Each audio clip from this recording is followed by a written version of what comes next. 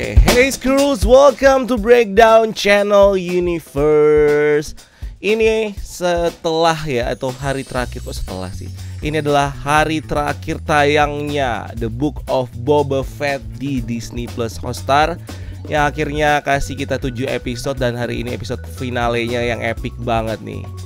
Yang pasti ini gue sebenarnya udah agak-agak speechless ya buat mengungkapkan perasaan gue tentang episode terakhir ini. Karena pokoknya banyak nih yang bakal kita bahas, bakal kita review, bakal kita ungkap di discussion kali ini ya. Dan gue tentunya bareng ada sama di sini ada Isaac. Isaac nggak mau halo.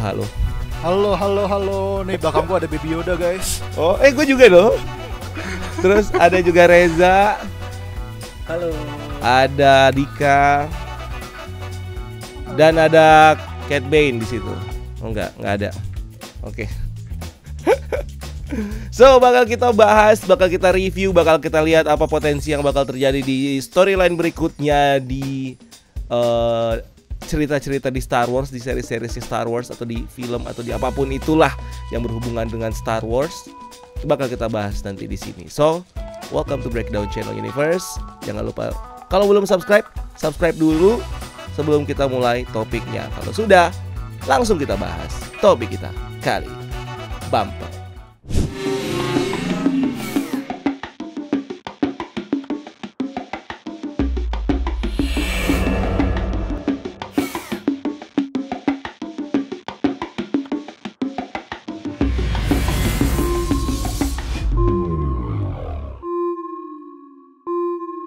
So, sebelumnya guys, gue mau bilang sorry nih, kita agak-agak menjauh-jauhan karena gue pribadi lagi kena COVID sekarang, lagi positif COVID. Terus teman-teman juga lagi pada di rumah masing-masing untuk menjaga ya, biar nggak terlalu banyak penularan, karena Om Imron ini memang agak cepat menyebarnya ya. Jadi harus agak-agak ini. Suara gue juga agak-agak serak ya. Jadi so stay safe teman-teman ya semuanya. So, The Book of Boba Fett ini adalah satu series yang sebenarnya menceritakan, kita udah tahu kalau buat kalian fans Star Wars, ini adalah salah satu karakter yang lumayan legendaris yang diceritakan mati di trilogi trilogi prequel. Trilogi prequel, betul? Sequel. Original trilogi. Iya benar lupa. Diceritain meninggal dan akhirnya diceritakan juga kenapa dia bisa selamat di sini. Soalnya dia juga muncul di The Mandalorian season 2. Ya. Nah, pokoknya The Boba Fett ini adalah seorang bounty hunter ya di universe-nya Star Wars, di mana dia di sini diceritakan bagaimana dia kembali hidup dan berjuang untuk menguasai satu tempat yang ada di planet Tatooine. Ini planetnya Luke Skywalker waktu yang dulu waktu di original trilogy. Nah, di mana di sini dia mau menjadi ruler atau daimyo di satu wilayah bernama Mos Espa yang tadinya dikuasai sama siapa? Jabba the Hutt. Sama Jabba the Hutt. Dimana setelah sebenarnya ada rentetannya tuh kejadiannya. Jabba the Hutt itu mati, terus digantiin sama asistennya ya, siapa? Bawahannya, namanya siapa bawahannya, lupa gue. Itulah pokoknya ya. Lupa gue.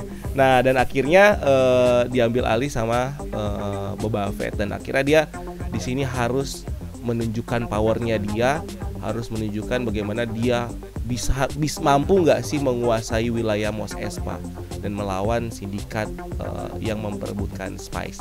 Dan kita bakal bahas lebih lanjut. Tapi sebelumnya kita mau nge-review aja nih, review kasih pendapat kalian soal series ini. Sebelum nanti gue kasih pendapat gue tanya dulu nih ke teman-teman yang lain. Yuk silakan. Bisa mulai dari Isaac, agak belakangan dia, soalnya expert nih Isaac nih.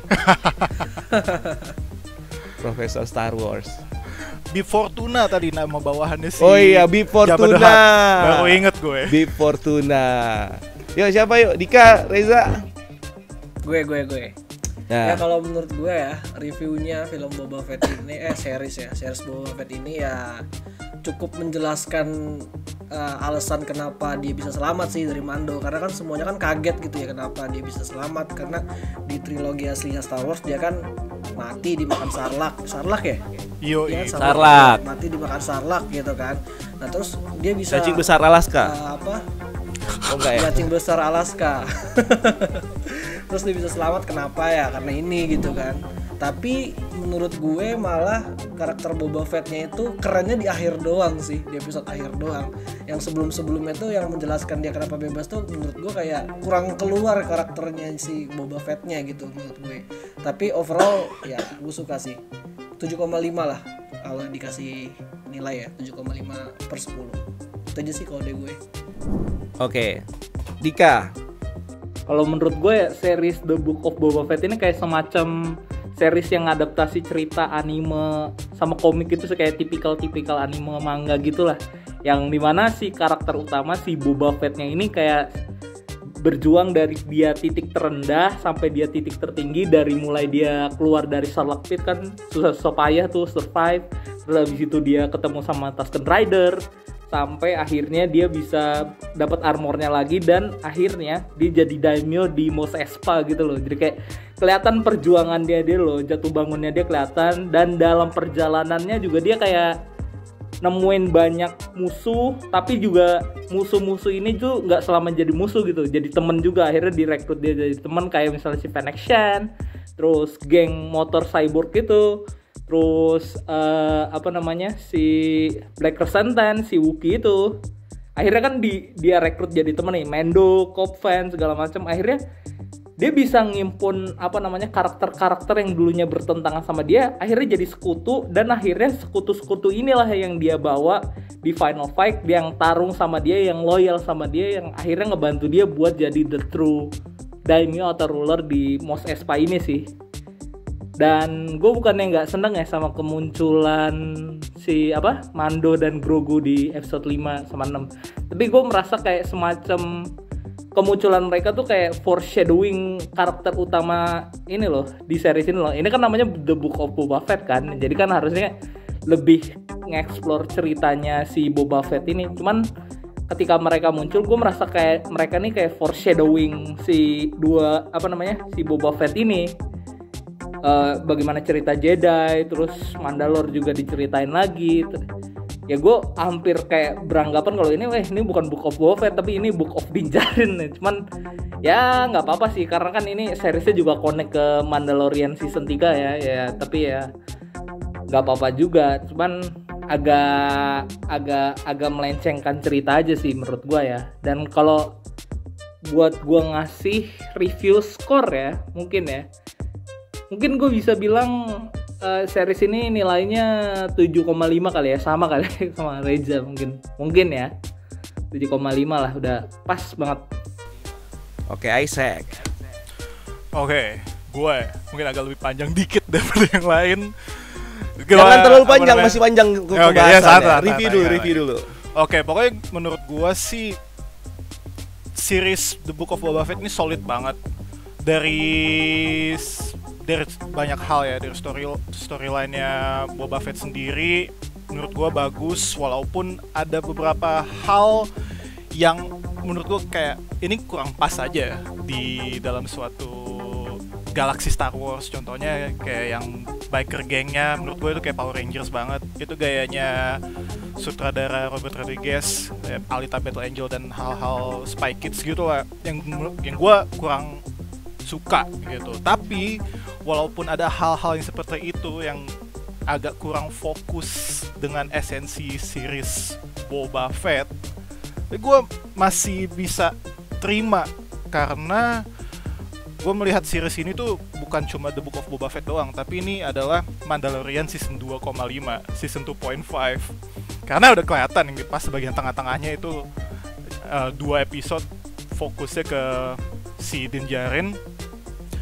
Tapi gue bisa terima karena gue melihat Star Wars ini udah bukan cuma per film, udah jadi kayak Marvel Cinematic Universe yang nyatuin banyak hal. Ini jadi kayak Mandalorian series universe atau Boba Fett series universe semacam itu. Dan karena cameo yang banyak ya Itu membuat gue sebagai fans Star Wars gila sih. Dan mungkin agak apa namanya, kemakan ya fanboyingnya. Jadi gue bisa bilang seriesnya 8,5 gitu. 8,5 lah out of 10. 8,5 ya. Ya. Kalau gue malah ngelihatnya sebenarnya ini nggak ada kalau gue mengistilahkan ini adalah The Mandalorian 2.0 atau ceritanya ketutup sama kehadirannya Mando. Enggak, justru awalnya gue sangat menikmati cerita itu dari episode 1 sampai episode 5. Sebelum episode sampai episode 4. 5 kan yang dia udah si siapa Boba Fett ya masih Mando full kan. Terus yang ke-6 mereka ngejemput. Terus yang ke-7 ini yang terakhir. 1 sampai 4 tuh gue sempet ada di posisi dimana gue ngerasa anjir kok gue ngerasa lagi ada di storyline yang mirip-mirip kayak Game of Thrones tapi versi PG-13 dan gak ada seksnya.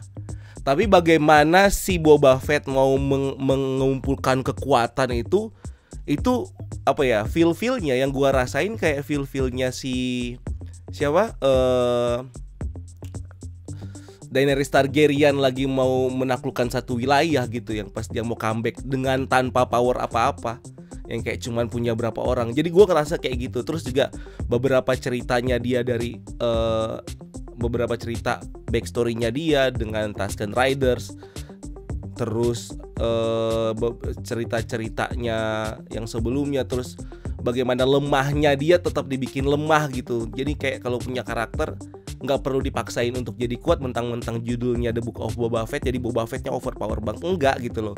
Kayak dia sekali berantem capek masuk lagi ke tube, berantem capek masuk lagi ke tube. Itu menurut gue kayak ini lumayan adalah apa ya, series manusiawi, series action, science fiction manusiawi gitu loh. Yang kayak lu kalau berantem ya begini gitu loh. Kayak lu harus iya ada capeknya gitu. Gue nggak tahu kenapa gue enjoy proses itu gitu kan. Nah episode 5 dan 6 adalah fan service kalau buat gue gitu. Fan service yang ya oke lah gitu. Kalau misalnya gue bisa bilang itu adalah ya udah Mandalorian-nya. Dan akhirnya dan yang paling gue suka adalah di episode 7 ini. Itu bener-bener boom. Ih gila sih. Gue sampai kayak itu gue sampai tadi ngulang 2 kali dan gue enjoy every scene. Itu kayak finalenya bagaimana cara mereka mengatur alur ceritanya, terus siapa datang kapan, terus ini itu kayak udah gila sih. Gue suka banget. So skor gue 8. Ya, nah sekarang gue mau nanya soal Boba Fett-nya sendiri gitu. Nah kita masuk ke cerita. Tadi kan masih sedikit-sedikit. Nah, bagaimana apa sih yang pendapat kalian tentang karakter Boba Fett-nya, perkembangan karakternya atau ada hal yang kalian lihat nggak dari series ini? Gue boleh gara-gara lu nge-come up soal ini, gue mau nyambung sama tadi yang lu bahas kayak vulnerability-nya Boba Fett. Yang apa, dia berantem capek, kalah, berdarah lah, harus masuk ke bak tateng dan hal-hal itu kalau dilihat di ya sosial media, beberapa fans agak vokal ya ngeliatnya kok Boba Fett dibikin jadi lemah gini-gini. Dan gue setuju banget sama yang lu bilang, membuat karakter dia tuh kelihatan human dan vulnerable.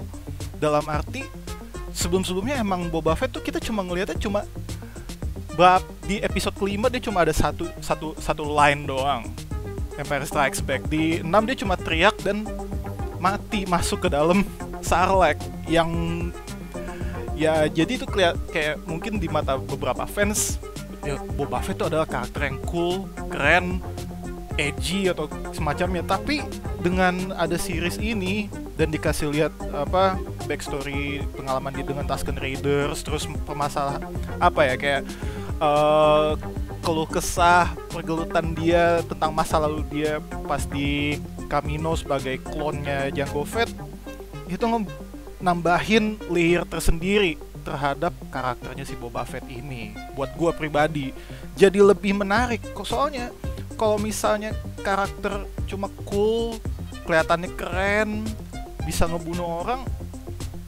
gak ada nilai plusnya. Bahkan kalau misalnya kita lihat karakter cool lain ya dari media lain, contohnya Batman, itu ada backstory-nya sendiri yang ngebuat kenapa dia itu karakter yang punya layer tersendiri. Jadi gue suka kenapa series ini bisa ngedevelop karakter kepribadian Boba Fett lebih daripada yang sebelumnya. Gitu sih. Ya, itu gue setuju banget tuh kalau untuk pembentukan karakternya dia yang sampai begitu. Dan sekaligus sebenarnya tunjukin gue satu hal sih. Gue waktu awal-awal, gue jadi comeback waktu awal-awal gue nonton Star Wars, dan gue ngelihat bagaimana how can this, ini ada sekumpulan monster yang bentuknya mirip-mirip kayak lumut tai, si Jabba the Hutt, bisa menguasai, dia bisa punya anak buah, terus dia bisa menguasai satu wilayah Mos Espa. Padahal ibarat kata kalau mau bunuh dia gampang banget gitu kelihatannya, gitu kan. Kayak useless banget, dia cuma tiduran, kipas-kipas, udah gitu, lo kayak gampang banget dibunuh gitu loh. Tapi dia ternyata bisa se-powerful itu. Nah, maksud gua kalau misalnya ternyata wilayah itu bisa dipegang sama Boba Fett dan nggak yang kuat-kuat banget juga gitu loh. Jadi kayak ya udah Jabba the Hutt aja bisa, bagaimana masa Boba Fett kalaupun dia harus terlihat lemah tapi bisa memimpin, emang kenapa enggak gitu loh, maksud gua kayak gitu. Kalau gua ngelihatnya sih. Ini di kamar Reza nggak ada yang mau nambahin? Ya, kalau gue nih ya, kalau gue sih ngelihatnya sama sih kayak yang kalian udah simpulin ya. Maksudnya ya kelihatan lebih natural gitu kekuatannya si Boba Fett ini, nggak yang over banget, nggak yang lemah banget. Bahkan gue ngeliat developnya dia dari episode 1 sampai episode terakhir gitu kan, ya kelihatan kalau dia tuh dari bawah gitu kan, dia berjuang dari bawah, dia benar-benar yang tadinya nggak bisa ngontrol emosi, tiba-tiba di episode terakhir kan dia bisa ngontrol emosi tuh, yang kepala ekor itu tuh yang dibilang gue kagum sama lu bisa ngontrol emosi gitu kan. Padahal kalau misalkan dia nggak bisa ngontrol emosi kan dia udah nembak si siapa namanya tuh karakter itu, iya Cat Bane itu. Nah kan aturan dia udah nembak tapi dia bisa mengontrol emosi, dia pinter juga mengambil keputusan gitu kan, dan dia ya pokoknya itulah menurut gue keren gitu karakternya, emang bener-bener developnya kelihatan kalau menurut gue. Walaupun memang secara keseluruhan series karena banyak fan service itu jadi kayak Boba Fettnya malah nggak terlalu ke highlight, tapi di episode akhir dijelasin kalau dia bener-bener keren sih, cool karakternya kalau menurut gue gitu. Nah, relate sama emosi yang tadi sebelumnya dibilang nih, series ini tuh kayak semacam perjalanan emosi dari Boba Fett sendiri sih menurut gue ya, dari dia membunuh bayaran bertangan dingin dan juga kejam. Akhirnya dia sedikit demi sedikit mulai punya empati gitu, rasa manusiawi di dalam dirinya setelah dia keluar dari Sarlacc, terus diterima di komunitas Tusken Rider, sampai akhirnya dia jadi daimyo yang nggak nggunain cara kekerasan seperti Jabba the Hutt atau mungkin cara dia dulu sebagai pembunuh bayaran, tapi lebih kayak mengayomi rakyatnya, lebih manusiawi sama apa yang dia pimpin. Terus habis itu nunjukin rasa leadershipnya, sampai dia juga lebih ngutamain negosiasi gitu buat mimpin di Mos Espa ini. Dan ini juga nunjukin kita kayak semacam perjalanan takdir loh, perubahan takdir dari si Boba Fett dan juga karakter-karakter lain ya kayak Fennec Shand dan juga Black Krrsantan. Kalau pembunuh bayaran itu nggak selamanya akan jadi pembunuh gitu, dia juga punya perubahan takdir gitu. Dia bakal berubah dari yang tadinya pembunuh dan akhirnya jadi manusia biasa aja gitu yang punya kehidupan, punya purpose hidup, nggak selamanya jadi pembunuh ya kayak Black Krrsantan itu yang tadinya di hire sama saudaranya si Jabba the Hutt tuh buat ngebunuh si Boba Fett. Akhirnya tobat kan, dia akhirnya tobat, terus malah jadi respect sama si Boba Fett ini kan, jadi besties lah istilahnya. Tapi sebenarnya gue agak terganggu pada saat bukan terganggu juga sih, cuman gue agak gregetan pada saat si Boba Fett-nya udah menduduki yang di palace-nya. Apa sih namanya istananya? Jabba's Palace. Ya, ya. Sekarang namanya Boba's Palace kali Ya, ya. Boba's Palace ya. Itu kayak penjaganya cuman si dua monster hijau itu di depan. Kayak ini gampang banget dijebol anjir. Ini istana apa ini? Kayak lu bisa dibunuh tengah malam sama siapapun gitu yang gak suka sama lu gitu loh. Kayak bisa segampang itu. Dan gitu posisi lu juga kayak vulnerable banget, lu lagi di dalam tiup, lagi healing gitu-gitu kan. Kayak gampang banget gitu loh untuk dibunuh. Jadi gua agak gregetan. Makanya kemarin Black Krrsantan bisa masuk ke situ kan, gampang banget. Makanya Iya. itu sih. Nah, sebelum gua masuk ke yang lain nih kayak mungkin kita masuk juga ke Mando sama Grogu. Kita agak belok karena sebenarnya kalau gua ngelihat ya, ini agak memang ketemu, jadi kayak ada dua storyline, ketemu lagi, misah, terus ketemu lagi, terus nanti bakal misah lagi. Kayak gitu. Yaitu si Mando, Grogu sama si Boba Fett. Nah, kita bahas soal Mando sama Grogu. Episode 5. Ya betul. Episode 5 sama 6. Ini agak-agak lumayan emang udah bukan lumayan lagi, ini fan service. Episode 5 kita diperlihatkan adventure-nya si Mando. Episode 6 kita diperlihatkan si Grogu yang di training sama Luke Skywalker. Dan akhirnya kita ngelihat bener-bener agak lama Luke Skywalker-nya dengan sinematografi yang menurut gua keren banget itu. Nah, apa pendapat kalian tentang si dua episode ini? Episode 5 sama 6 dan Grogu dan Mando. Dan Grogu yang akhirnya memilih armor. Yang padahal sebenarnya padahal udah ketebak gitu loh. Iya. Udah sangat-sangat ketebak gitu. Oke, dari 5 sama 6 ya. Dari gue pribadi, menurut gue episode 5 itu bener-bener 5 dan 6 lah dua-duanya itu mayoritas adalah setup untuk Mando season 3 ya. Ya. Dan gue suka banget waktu pas bagian dari yang dia ketemuan sama sekte sesat Mandaloriannya lagi, ketemu si Armorer sama yang satu lagi. Dan walaupun udah jelas-jelas banget dia punya Darksaber-nya, tapi karena paham mereka, ideologi mereka tuh yang keras banget ya, radikal ya, mungkin sebutannya beda banget, fanatik. Mereka bahkan kayak ya bukan nggak peduli ya, mungkin kayak ya lu udah ngebuka topeng itu udah salah. Dan di situ kayak dikasih lihat pelajaran yang sebenarnya referensi ke beberapa hal Star Wars di masa lalu lah. Contohnya dari Clone Wars sama Rebels yang mereka nyebut soal Bo-Katan dan kenapa planet Mandalore itu bisa hancur gara-gara Bo-Katan nggak ngambil Darksaber secara combat tapi dikasih kalau di Rebels sama Sabine Wren.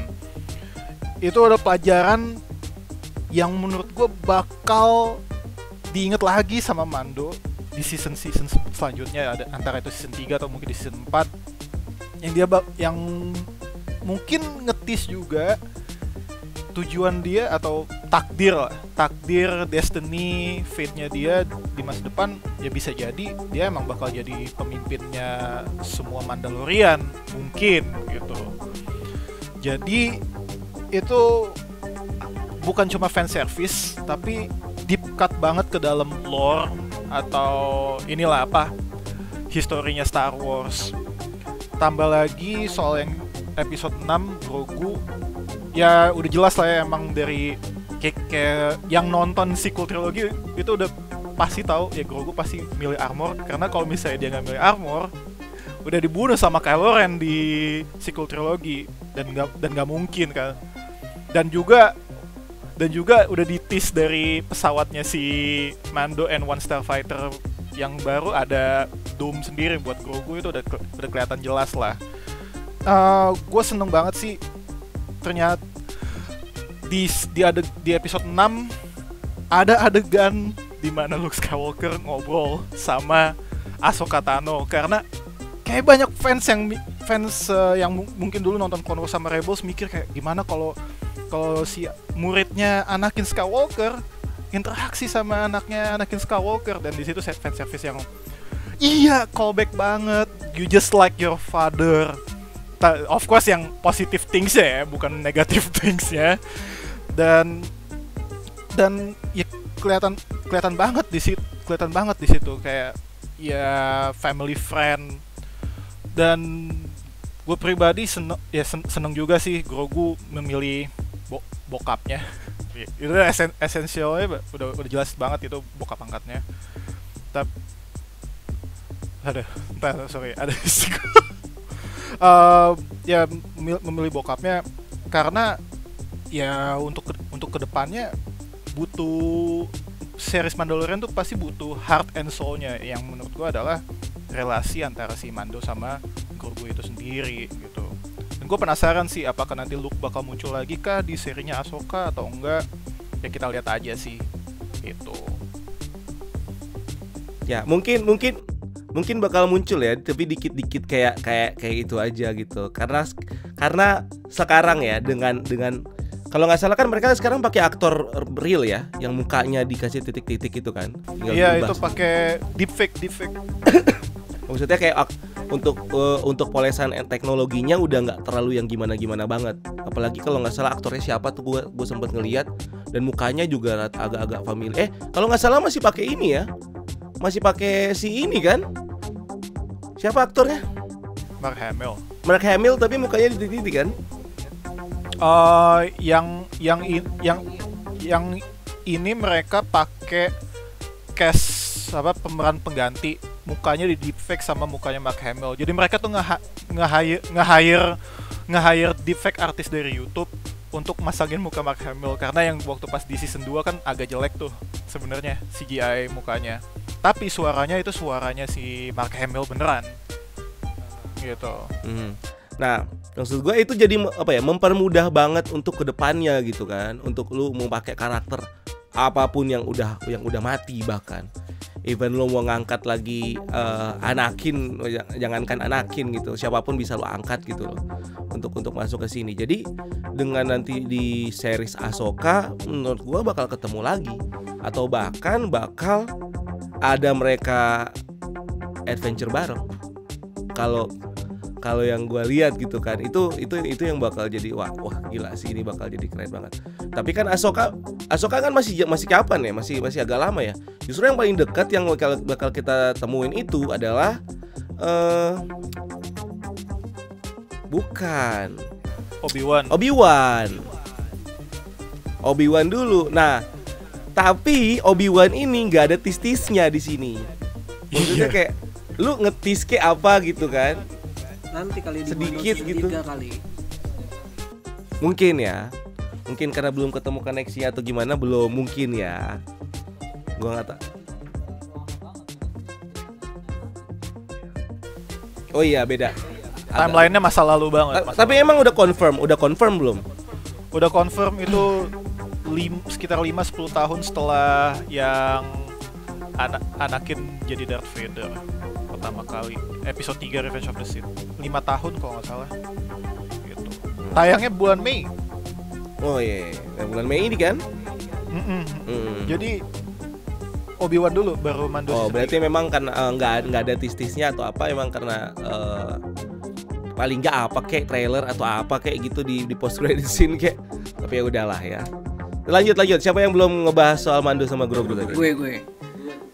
Kalau gue dulu ya.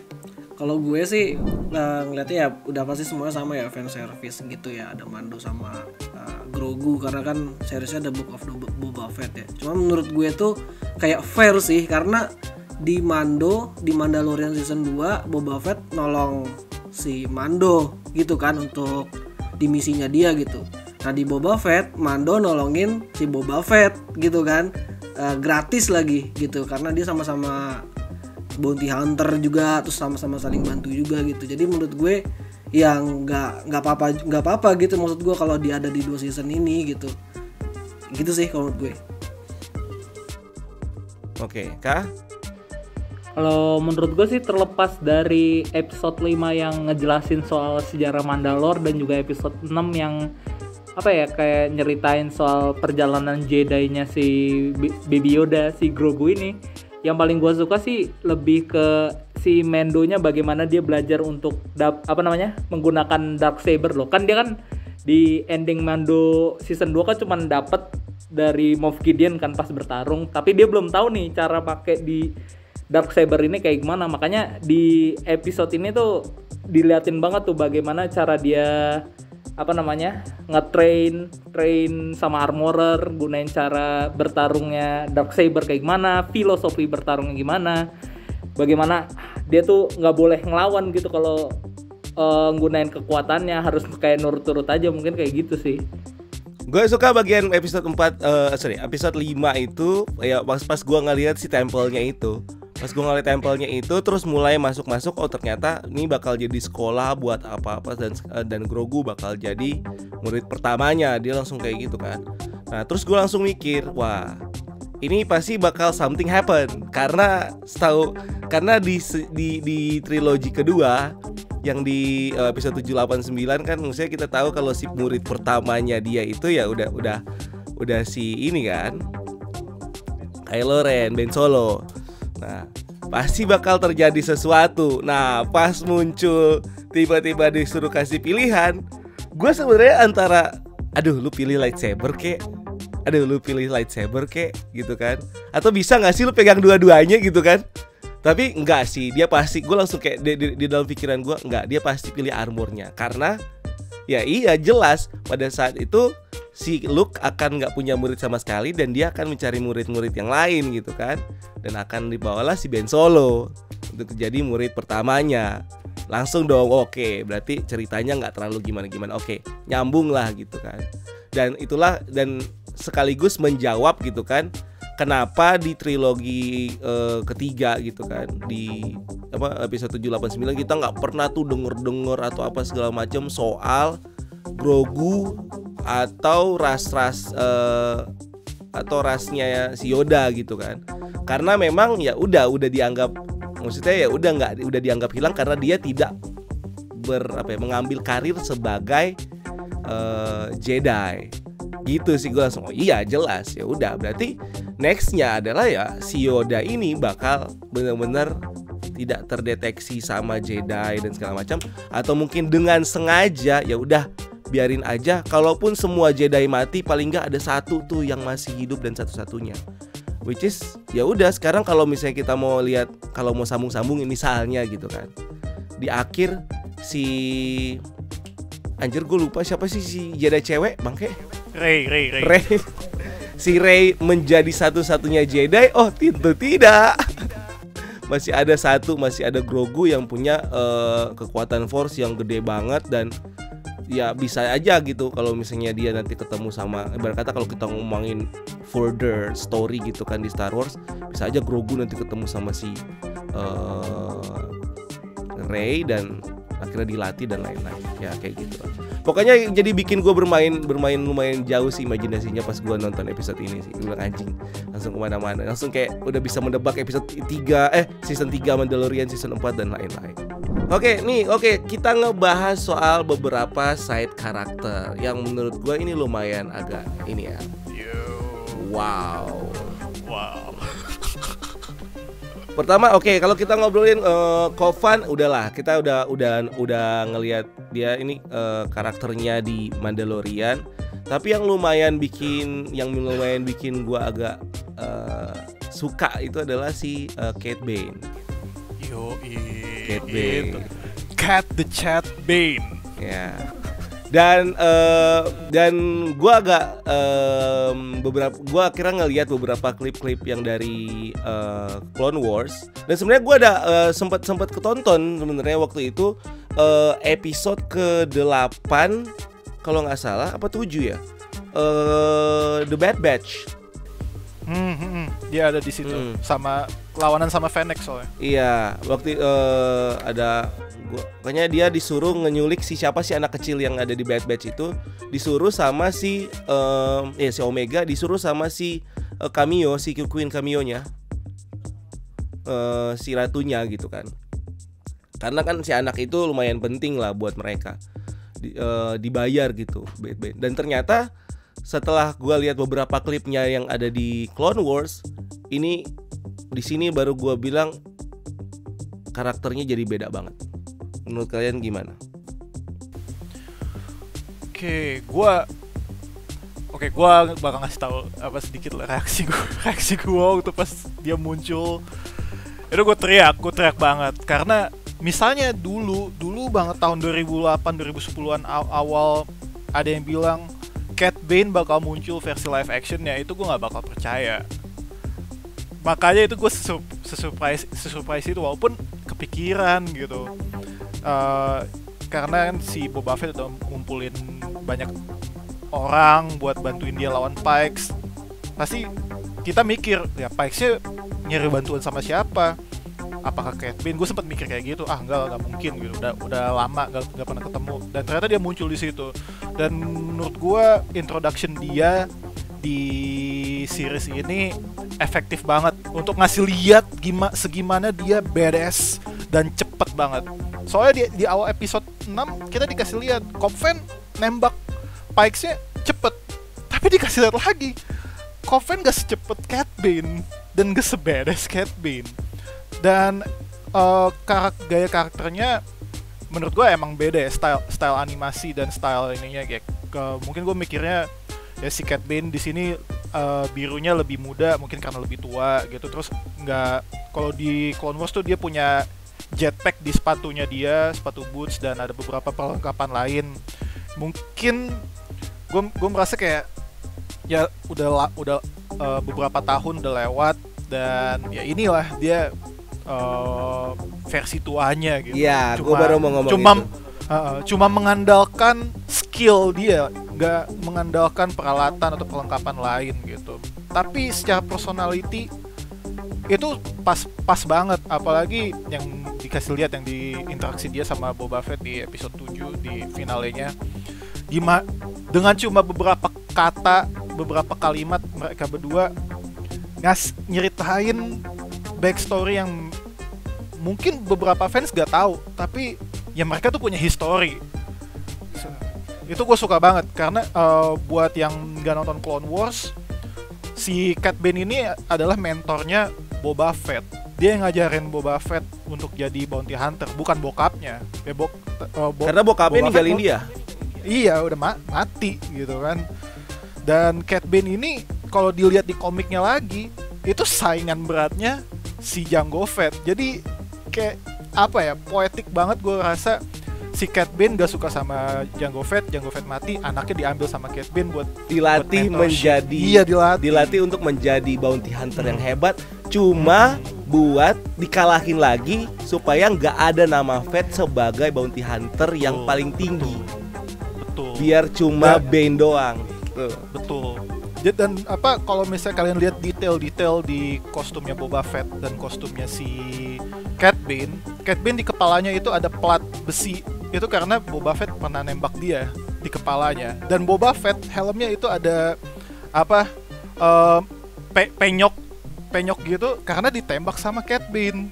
Jadi dari cuma detail kayak gitu dan diskusi mereka satu sama lain, kelihatan banget mereka tuh sejarahnya tuh panjang dan besar. Suka banget gue pokoknya. Walaupun mati ya, tapi menurut gue pas banget. Ya kelihatan Cat Bane lebih jago nembak daripada Boba Fett. Tapi Boba Fett dengan pelajaran yang dia dapat dari Tusken Raider ngasih tunjukin ya dia lebih jago lagi kalau apa hand to hand combat pakai senjata Gavi sticknya. Itu poetik banget sih, gue suka banget. Tapi endingnya si Cat Bane. Tapi si yang di Clone Wars dia apa ya?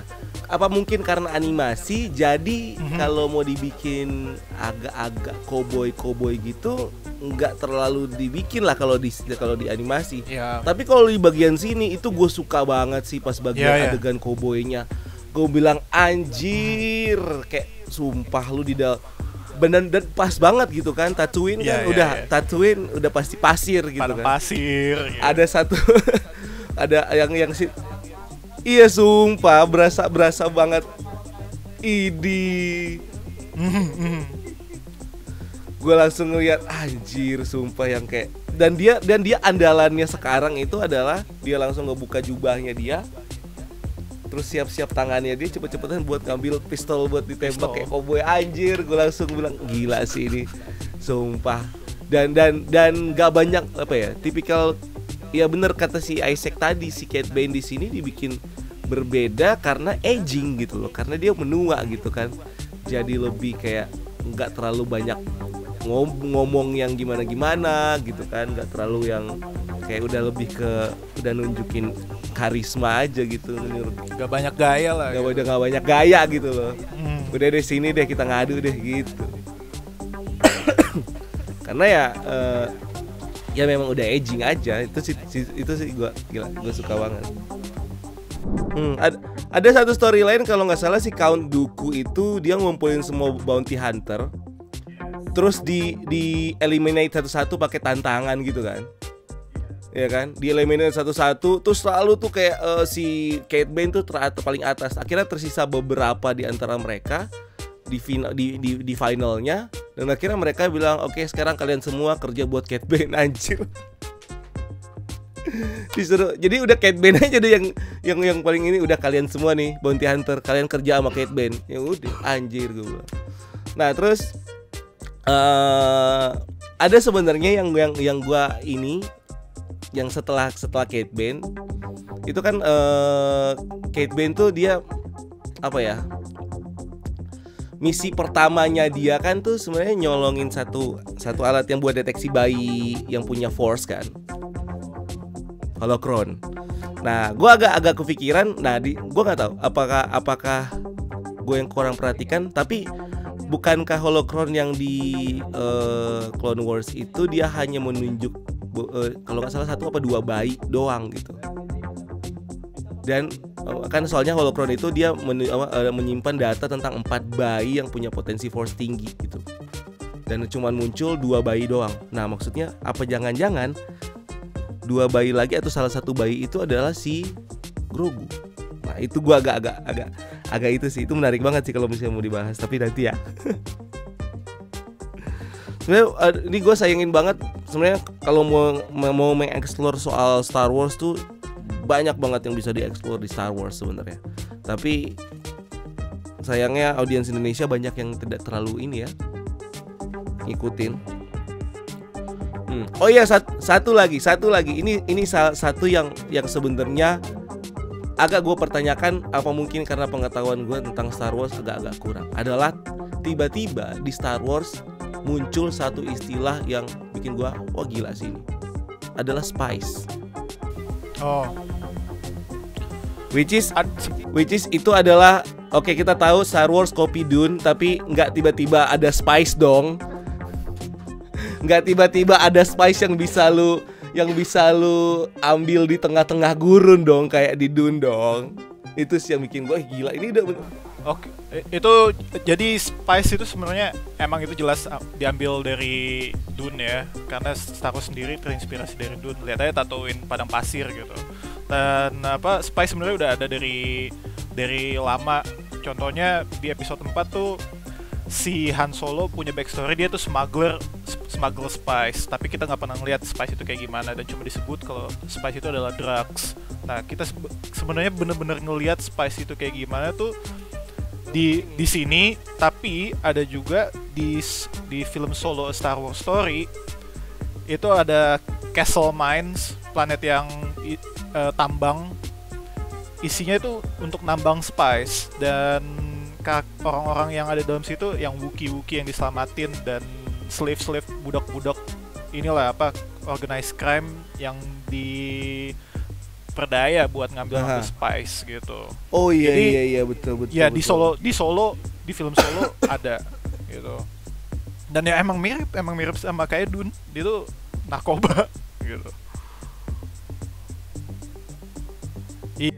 Ya emang ini udah diambil purely, apalagi setelah kita nonton Dune yang bener-bener bentuk fisiknya diperlihatkan begitu spice. Iya. Emas berterbangan di padang pasir ya kan.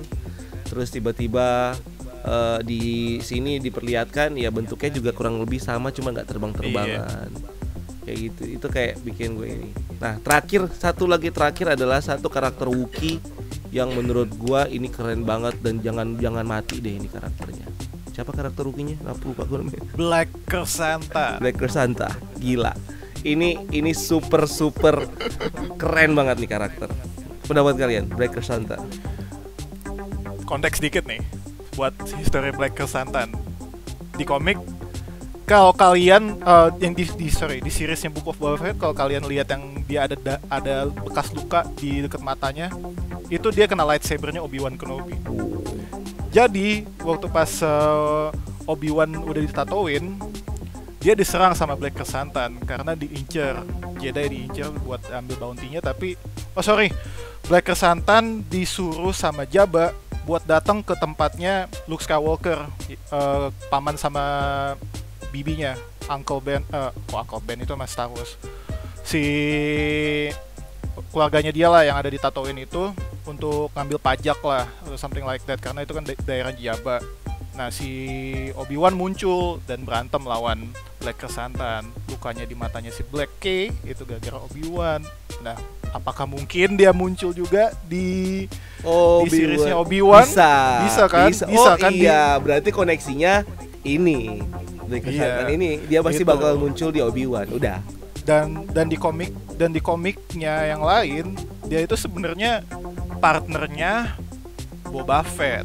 Jadi waktu pas setelah episode 4 ada storyline komik di mana Darth Vader tuh penasaran, ini pilotnya Rebels yang ngancurin Death Star tuh siapa? Dia belum tahu itu Luke Skywalker namanya. Terus dia nge-hire Boba Fett dan Black Krrsantan untuk nge-track siapa ini pilotnya, dan ketahuan itu ternyata Luke Skywalker. Jadi gara-gara si Boba Fett sama Black K ini, makanya kan sebelumnya kayak si Boba Fett yang ngajak buat gabung, hey mate, ya mereka udah punya history juga sebelumnya di situ. Emang badass banget lah, Wookiee paling badass, Chewbacca kalah. So itu aja dari kita di konten review series The Book of Boba Fett ini. Dan nextnya kita bakal ngebahas ending. Belum kita bahas endingnya, post credit scene-nya. Lupa. Pertanyaannya, oke, bagaimana? Paling udah Isaac yang tahu sih deh. Sek, jadi siapa itu Sek yang lagi? Oke, kita tahu yang masuk ke tube itu kan si Cobb Vanth, ya kan? Cobb Vanth, ya. Ya, nah siapa tuh yang ada di orang yang ada di yang berusaha? Dia kan yang si Fennec Shand kan? Betul. Yang ngebenerin si Fennec Shand di episode 4. Oh iya, baru inget. Gue pikir ini karakter siapa ini? Itu kayaknya sih mungkin itu mungkin feeling gue ngetis untuk plan series mereka. Kan ada yang Rangers of the New Republic, tadinya fokusnya pengen ke karakter si Cara Dune, tapi kan aktornya kan gak jadi main di Star Wars lagi, kena masalah. Mungkin fokusnya bakal ke Cobb Vanth series itu, mungkin itu sih ya, si Cobb Vanth kan udah agak-agak orang-orang ganteng, bapak-bapak ganteng agak jompo gitu lah ya. Saya udah agak slow gimana gitu kan. Dengan ditambahin mesin mungkin jadi tambah cepet gitu kali ya. Gue ngeliat Cobb Vanth tuh kayak ini ya, kayak Tom Cruise bawaannya. Iya, sumpah. Gue nggak tahu itu aktornya siapa namanya. Tidak terlalu familiar buat gue, tapi gue ngelihatnya, anjir ini kayak Tom Cruise. Bukan Tom Cruise, siapa ya? Tom Cruise ya. Pokoknya ada deh. Iya. Pokoknya kayak anjir, karismanya keren banget sih. Oh iya, gue baru tahu ya. Gue baru tahu kalau itu yang ada si teknisi yang ada di episode 4 yang. Oke lah kalau gitu, sebelum panjang banget videonya. Thank you banget yang udah nonton. Thank you banget Isaac, Dika, Reza. Kita udah ngebahas ini. So next kalau ada film-film yang baru nih yang ada di bioskop, kalau kita habis nonton kita langsung ngobrolin aja nih review. Ini nextnya ada Uncharted ya. Uncharted, Kingsman. Bulan lalu. Kingsman bulan lalu. Desember Januari. Oh ya. Atau kita ngebahas Tinder Swindler. Ruang gelap itu. ruang gelap. Udah, makanya nanti kita bahas yang bakal muncul di bioskop ya. Nanti ada Uncharted, terus ada apa lagi? Oke, ada banyak. Batman habis itu. Batman, tentu saja Batman. Batman. So guys, itu aja dari kita. Thank you buat udah nonton. Sampai ketemu di video selanjutnya. Jangan lupa like, comment, subscribe. Dan jangan lupa lakukan kebaikan. Satu kebaikan hari ini. Misalnya, jangan keluar rumah. Karena kalau kalian keluar rumah, kalian bisa menularkan Om Mikron, Om Imron. So, sampai ketemu di video selanjutnya. Gue Rian. Wih, rebutan nih. Oke lah, pokoknya kita semua pamit dan sampai ketemu di video selanjutnya. See you on the next video dan until next time, keep exploring. The multiverse. Bye.